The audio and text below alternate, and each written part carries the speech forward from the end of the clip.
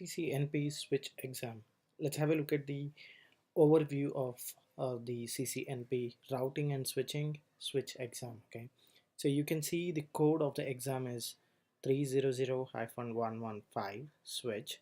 You can see the exam number here, and this switch exam is associated with CCNP routing and switching certification and as well as CCDP certification exam. And the duration of exam is 120 minutes, which is around 120 which is around 2 hours, and so you will be getting around 30 to 40 questions. So in a non-English speaking countries you will get an extra time as a bonus. So the exam is available only in English, and so you can register for this exam in Pearson View authorized exam centers. And so this is the URL. Basically you can go and see the overview of CCNP switch exam whenever you want. So let's go and check what are the exam topics that we need to cover under CCNP switch exam.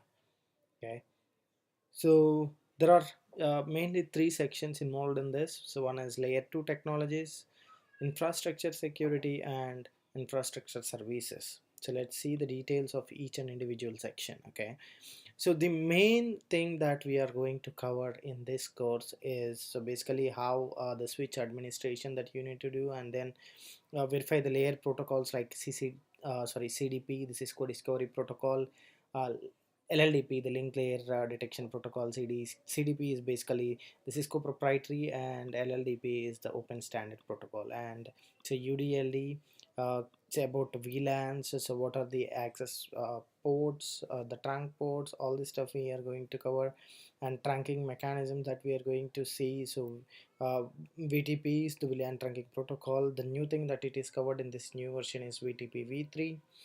And then so we will be able to see the ether channels, which are LACP, PAGP, and manual. So LACP is the standards one, and PAGP is the Cisco proprietary protocol here. And the spanning tree, which is used for redundancy mechanism and loop prevention mechanisms as well in the redundant network type designs.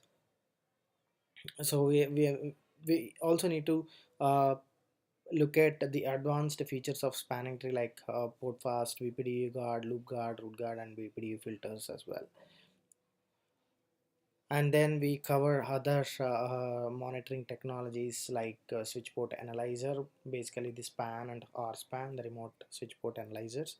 And then we just need to describe what is stack wise, what exactly it will do. So this is a kind of chassis virtualization and aggregation technologies. So as a part of, we just have a stack wise they mentioned, so we can just cover VSS as well if you want.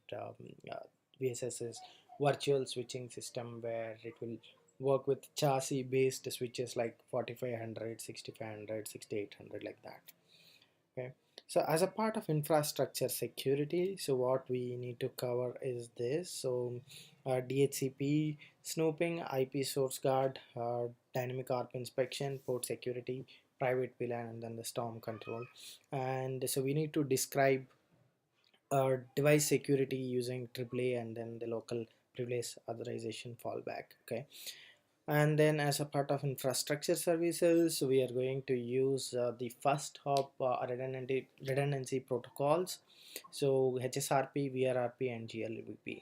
Okay, so in this, if you clearly observe in the exam topics, you can see that whatever you need to learn with the configuration and verification, and some of the topics you just need to describe, you don't need to learn the configuration here. So you can see for stackwise, you just need to understand how exactly the stackwise works, so you don't really need to configure it in the exam. So, and the same way AAA with TACAX plus and radius and a local privilege. um, and in the infrastructure services, we need to know everything for first hop redundancy protocols. So we need to configure and verify all HSRP, VRRP, and GLBP.